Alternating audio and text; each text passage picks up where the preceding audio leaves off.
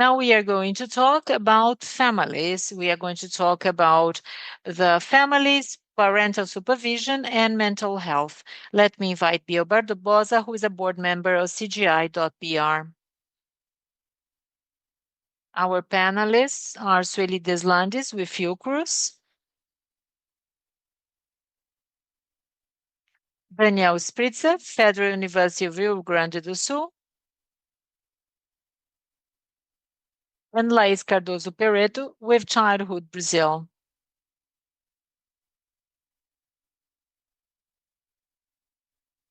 Bia Barbosa, you have the floor. Good afternoon. Good afternoon to all those who are still with us, our last panel.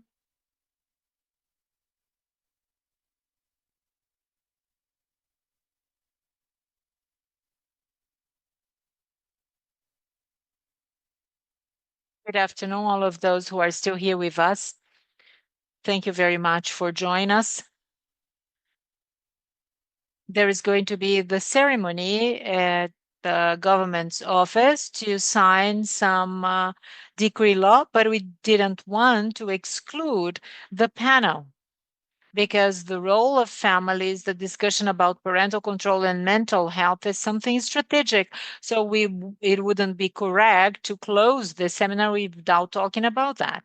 Digital SCA, as we have extensively addressed today throughout the morning, brings a number of responsibilities to platforms, companies, and the government, but it reinforces further the role of families by setting a number of controls, parental controls required. It applies not only to those directly focused to children and adolescents, but also those that can be accessed by children and adolescents. Families have to be ready to exercise their parental control. I am a mother, and my daughter is here with me. And the main point of discussion is Family Link. It's the tool of parental control for internet access. You can control time of use, and you also supervise all access that children and adolescents have to social media and internet apps. This panel is going to talk about the importance of parental control and the supervision and conditions that have to be guaranteed for families to be able to have closer monitoring of the digital life of their children. It interacts with the second point of discussion, the impacts that might be present and the impact it has on mental health. Everyone has been following the discussion in the US where over 1,500 suits are at the courts emphasizing the impact on mental health of children and adolescents because of tools and because of technology services in social media. Something that really changes the discussion because the impact on mental health of children and adolescents is not something because of the content, the access, but the design that the tools have, which constantly promote further engagement, more time of connectivity. And these are all the tools that everyone has mentioned about. Infinite feed, constant recommendations, autoplay of video services, and how it impacts children. In the US, the courts are having a hard time. And here in Brazil, digital ECA will also bring that discussion to the table. How can you prove the direct impact of the tools and their mechanisms on mental health of children? And this is why we have decided to talk about this very important topic today. We've invited our guests who have been addressing this topic in their practices.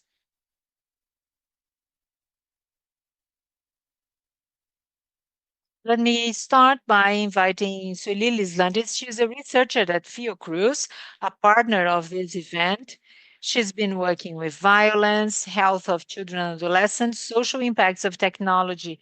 She has her PhD in public health, and she has investigated multiple forms of violence and their effects. Thank you very much for coming from Rio to be here with us, and we are looking forward to hearing you.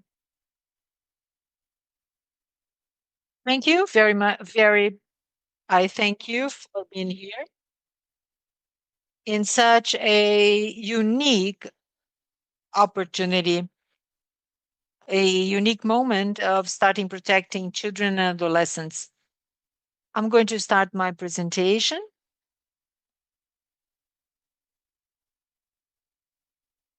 and I'd like to share with you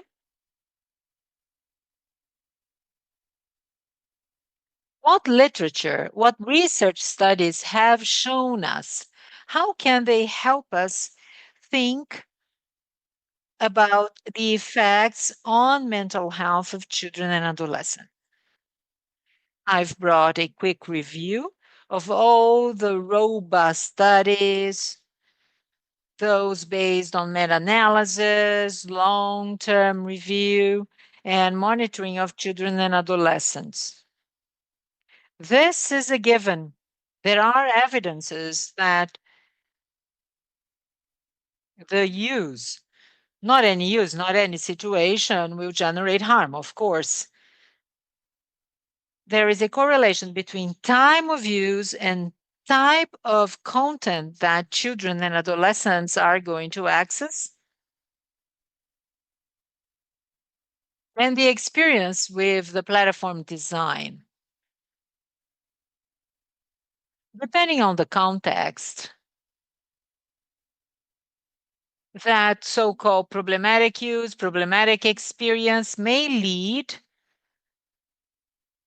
and it has been confirmed by literature, as I told you, it may lead to problems of sleep, fatigue, low self esteem, body dissatisfaction, and eating disorders. It's a fact in literature. The body dissatisfaction and eating disorders have a very clear gender bias. And sometimes they seem to be what? Uh, Naive counted. You do not immediately see the risk at first. There are some studies that show other critical impacts that may be associated with depression, anxiety, stress, up to a level of suicidal ideation and self inflicted harm. Plenty of evidence in the literature. And there is a cascade effect. The risk is perceived differently depending on individual vulnerability, which are pre existing. The impact of some specific content will be more harmful to girls than to boys, to some specific age ranges, to adolescents who already have low self esteem, children and adolescents who already have mental disorders, mental distress in their own family environment. These contexts maximize vulnerability and therefore may take to a more dramatical level of depression, anxiety, risk of suicide ideation, and self inflicted harm. In other words, we have to understand that we have to be very broad minded. It's no use focusing on content, expressions, and experiences that lead to clearly identifiable severe elements because there are other subtle risks which may lead to body requirement, the idea of having a perfect body, unquestionable masculinity. We have to have open minded because they are more subtle.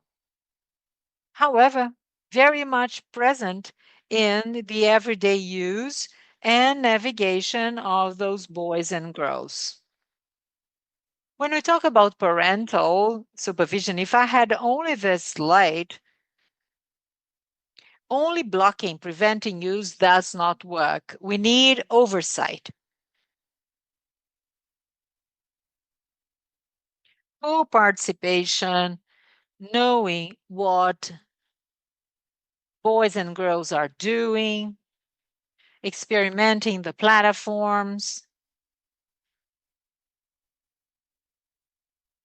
This is absolutely essential.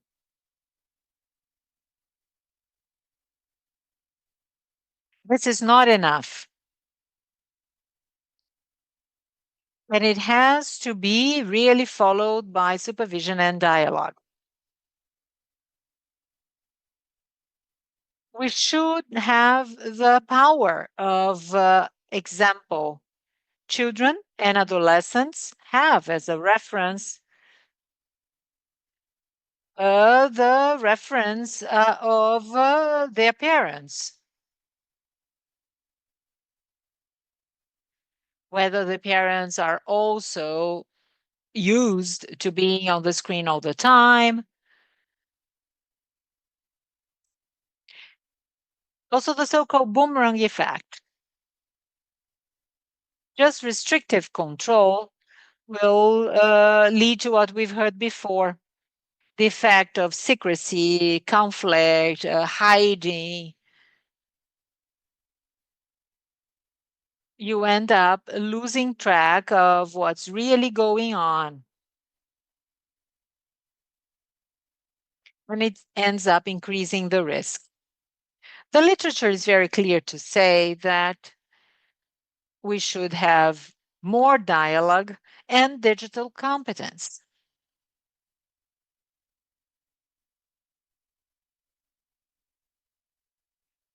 Parental supervision tools are absolutely essential, but they are not enough.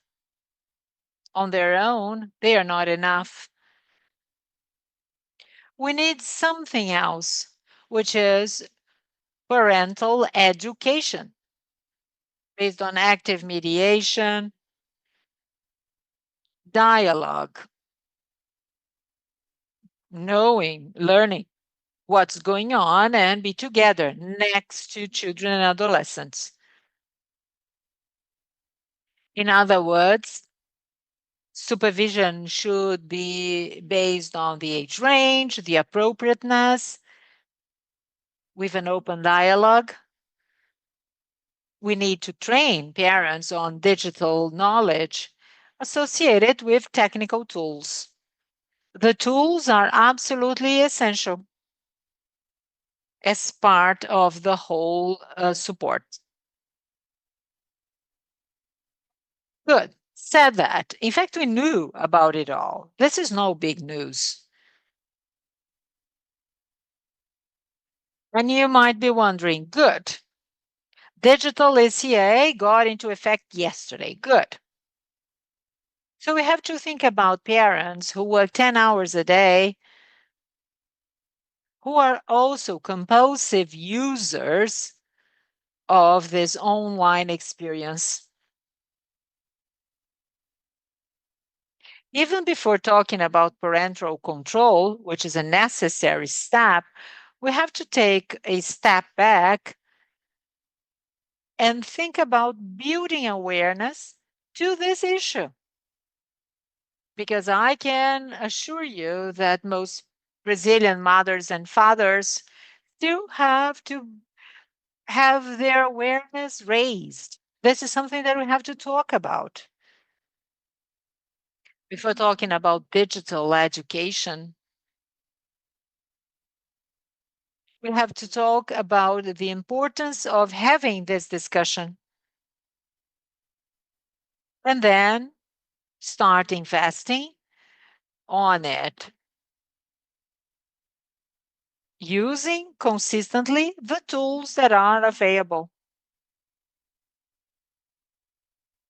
All the tools and mechanisms that would be friendly, accessible, with appropriate language. But as you can see, we have a broader task. And we have to think about the ecosystem of protection. I am from the area of collective health. We have to bring on people from healthcare. We have to bring on people from education, civil society, academia, and the adolescents, because they have a digital literacy that is needed, and they are going to help us navigate this scenario. My time is up. I wouldn't have more time to talk about schools or anything, but let me talk about a role which we haven't addressed much, which is healthcare professionals. Fiocruz is an organization in collective health, public health, and we have so many possibilities of growth and partnership with the different levels of public healthcare provision. To that end, we have to identify partners, we have to invest on this common path. Healthcare professionals are agents who are distributed in territories. They work with families, they work with children and adolescents routinely. This is a partnership that deserves to be valued and considered for the future. That's it. Thank you very much. Thank you, Sueli. I think your point was extremely interesting. The first achievement of digital ECA was possible only because we had deep engagement of all the different active, not only to create content, but to improve how it worked and now the implementation area. And I agree, healthcare shouldn't be outside the discussion. I am a journalist by training, and I've uh, been working in the third sector, very much aligned with healthcare and communication. In the past, we used to talk about the role of TV in education, regulation of food advertising, and all of that. But now the same applies. Unless we bring on board healthcare professionals for this discussion and for permanent monitoring of the implementation of digital ECA, we're going to have loose ends. And we won't be looking into the prevention, which is the discussion of mental health. And I think that you have made very timely and comprehensive comments about that. So now we are going to move on with this discussion, and I am going to hand it over to our second speaker. He has come from Rio Grande do Sul. Thank you very much, Daniel. Daniel Spritzer. He is a psychiatrist specialized in pediatric and adolescent psychiatry. He is from the Federal University of Rio Grande do Sul and coordinator of the working group of the group of technology addictions. Thank you very much. Very good segue after the first talk. Thank you.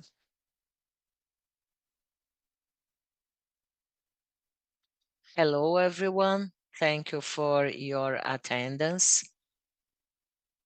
And I also like to thank Kelly for the invitation and to participate at this very relevant event. I am learning so much. And what a pleasure to meet Swilly, who came before me. I have a presentation about the multi-boxes. This is a quite a controversial topic related to digital ECA. Much has been said about this topic, and I'll try to share some information to better understand about its relevance from a digital public health in this country.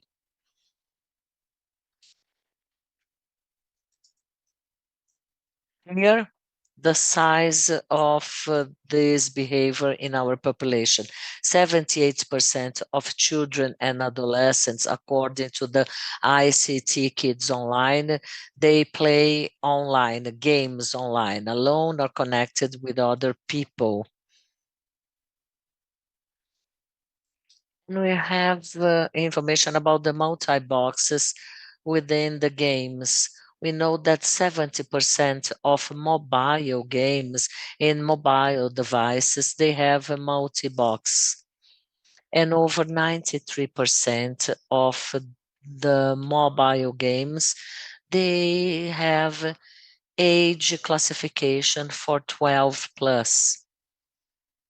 12 years plus. So we are talking about accessible games with an impact in the monetization of the game industry. In 2020, players buying multi-box had exceeded $3 million all over the globe. So this is a relevant way to see multi-box monetization.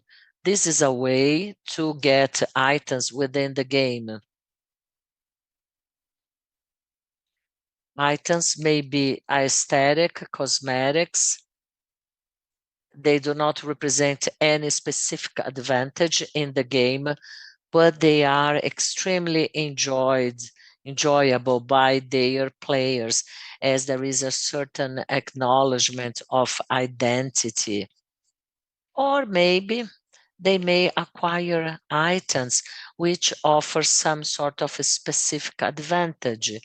Someone may get a more potent gun based on some powers, abilities, and so on. So far, so good. Playing a video game is like evolve your own characters. Multi-boxes try to consider a random mechanism that is involved there. Multi-box is usually a box that may be called as a surprise box or a loot box, better saying, where you choose the item that you need and you buy that directly with a random mechanisms, which is very close to bad luck games.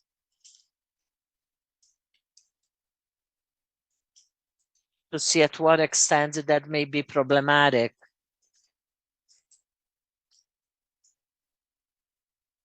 We know about greater risks related to that in adolescence, and adolescents, they tend to develop excessive behaviors related to loot box, and also the sequels, the consequences of this excessive involvement. And which consequences are those? We have studies that show that if you buy too many loot box, that will increase feelings of anxiety, depression, stress. And the loot box involvement in digital games is the entry door for involvement with real money in the future. Initially, we didn't know exactly what would come first.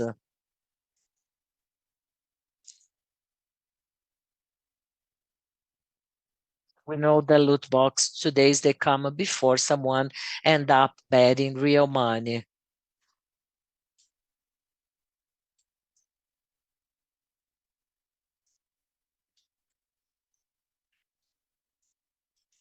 This is a problem all over. Some authorities and countries, they try to regulate the loot box. Many countries, they use a strategy to assess similarity with betting games. Holland, Belgium, if you buy loot box with real money and then you are able to withdraw real money,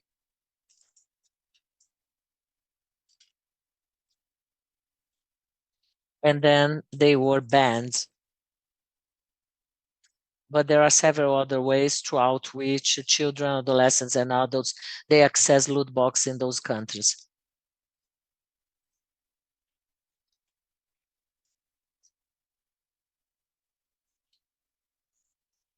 What is the percentage that within that box you have the specific item that the person is looking for?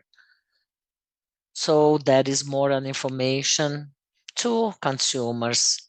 And here we see a very important paradigm change with the digital ECI, which tries to find some similarities, not necessarily with bad luck games. They exist, they are multiple, but this is a discussion from a legal perspective where we might not be able to prohibit such a practices, which is very harmful to children and adolescents. That is part of the new legislation approach for public health. It approaches psychological mechanisms that will be triggered anytime they access those loot boxes, which is a mechanism of intermittent efforts with real money. This is our main advantage from now on. How can we really protect our children and adolescents? So the law abandoned all the loot box games or games which are accessed by minors.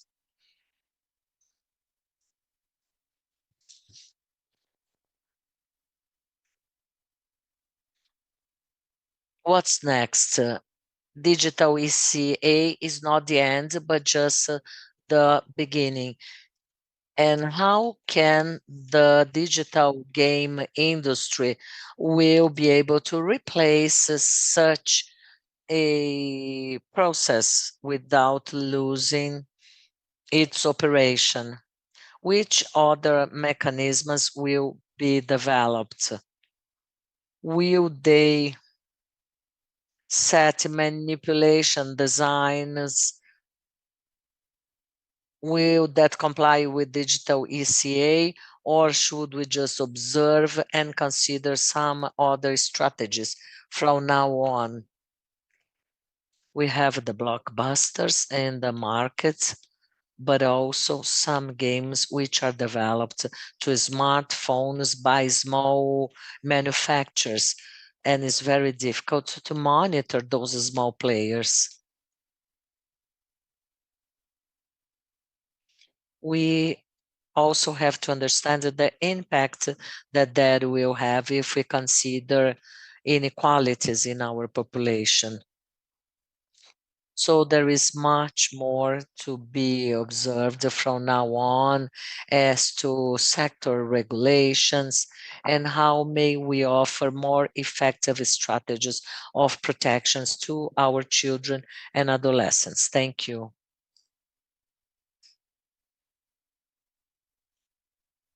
Thank you, Daniel.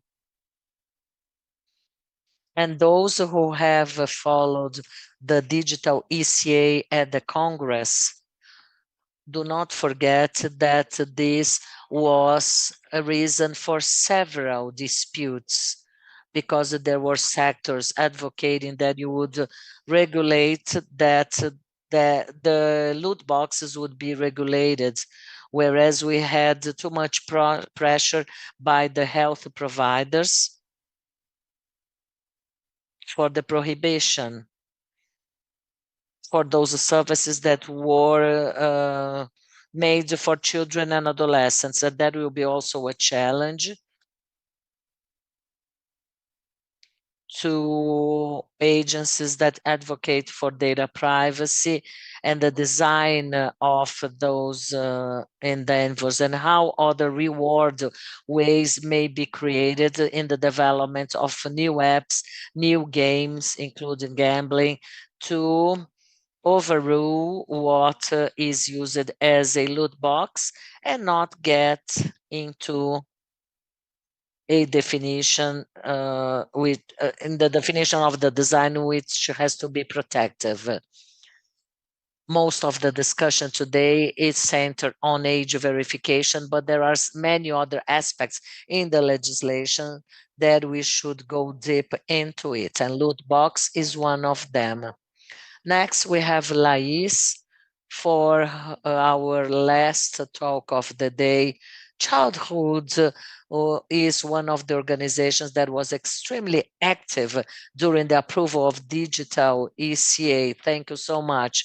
She has studies in psychology, MBA by INSPIR. She was an educator, and currently she is executive director for Childhood Brazil, which is a pioneer organization against abuse of children and adolescents, and it's part of the Childhood Foundation. Thank you, Lais. Thank you. One final word to the prior presentation. I'm a very straightforward person. I know that we are running late, so I'll try to be very brief. It was a very useful day, lots of information, but we know that can be so tiring. And most of my speech has already been addressed here by the prior speakers. Thinking about mental health and how would that impact families, I participated in an activity with a large platform for a parental control tool, and they were running qualitative surveys and in a focus group where they take the people in a mirror room, and a couple of people will discuss and give their opinions about that new product to be developed or implemented. Experts, they stay at the opposite side of the mirror, just observing and taking notes during the dynamic. And what really drew my attention, and I was quite surprised about, as I would not imagine such a high level of digital illiteracy. Those people who were invited to participate at that focus group, they had some common aspects among them, such as geographic location uh, and others. But yet, caregivers, parents, they didn't have any digital skills or whatsoever. They didn't even know how to report on a channel. They didn't know about encryption in the messages, and the suggestions they were giving were quite simple and totally impossible to be implemented. And what I bring to all of you today, despite the digital ECA or offering a tool of parental control, but yet tools like that, they have to be friendly and simple. A mother who spent 10 hours working, 2 other hours in the transportation, and still has to cook dinner, that mother will not worry about allowing parental control access to their children. They don't have time for that, they don't bother. So we have to make sure how will tools be developed by the platforms, and ANPD also should have its share of accountability in this constant surveillance. Otherwise, we won't get anywhere. It's useless to hope parents that will use that if they don't have enough literacy. I am quite privileged, and my children who are young adults, they are much more skilled than I am. Their level of literacy is much higher than mine. So, I was quite analogic in my parental control while they were kids. And I come from a family which is quite privileged, let alone people who live at remote areas. How about their access verification? And what is the civil society doing in that sense?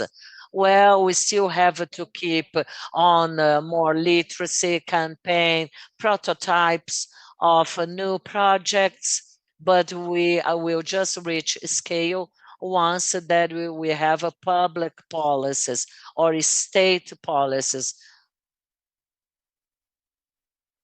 So this is my appeal to transfer digital education on a state policy. Digital wallet is a great idea because, that will give more accountability to platforms, to state members, and that will become more mechanical and automated. We have to use all technology tools to our favor. And finally, our organization has been part of the different processes for passing law and also for implementing them. In 2017, we approved that law of protected listening to avoid having a re-victimization of children. The law was approved in 2017. The regulation was in 2018. So it's been 10 years. We had a recent research, a survey, and not even half of the municipalities were implemented. The same apply to SUS, the universal healthcare system, etc. So let's not uh, be discouraged. This is just the first step of the journey. There are few people here, but yes, I know we can trust it. Thank you very much. Thank you, Lais.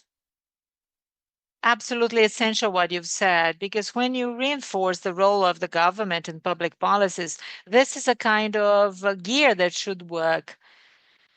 It's no use having parental control and transferring exclusively to families.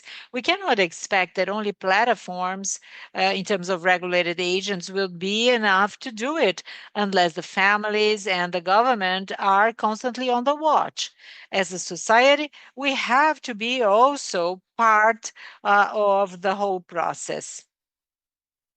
I think with that, we close our discussions today. We would like to apologize because we won't have time for questions, but they are here. They'll be glad to answer any questions you might have. But this is the take home message. We've built the tools.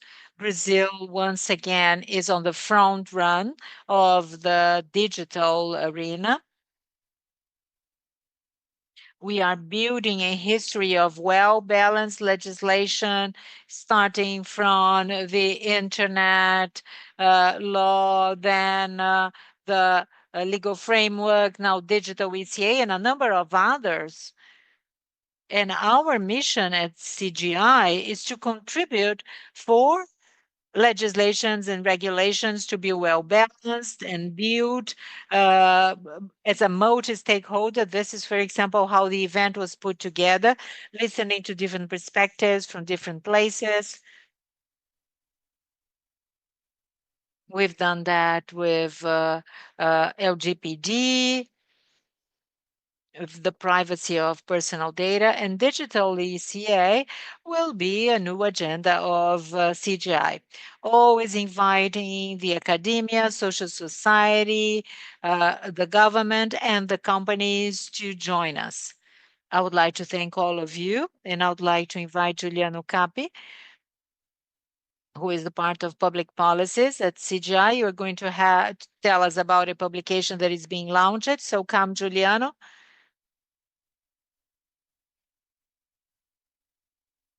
And with that, we are going to close, and then we will release you to go to the official ceremony. We also have a picture, right? So group picture, and then we can have our next speaker, Giuliano. Thanks, everyone.